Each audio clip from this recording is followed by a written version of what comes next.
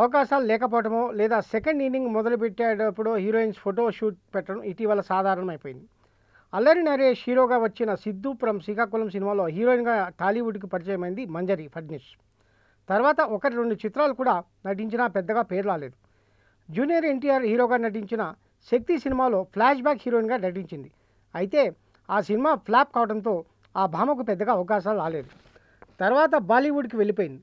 ప్రస్తుతం అక్కడ కూడా అవకాశాలు లేనట్లున్నాయేమో టాలీవుడ్కి వచ్చి ఫోటో షూట్ పెట్టింది. సాధారణంగా ఫోటో షూట్ పెట్టేవారు మోడర్న్ డ్రెస్సుల్లో కనిపిస్తుంటారు. కాగా మంజరి మాత్రం పట్టు చీరతో ట్రై చేసి తన అందాలను నిర్మాతలకు ఎరగా వేసింది. మామూలుగా చీరలో ఆడవారి అందాలను చూడవచ్చు, కానీ ఈ ఫోటోషూట్లో మాత్రం మంజరి కొంత స్పైసీ టచ్ ఇచ్చి ఇలా కూడా చేయొచ్చని నిరూపించింది.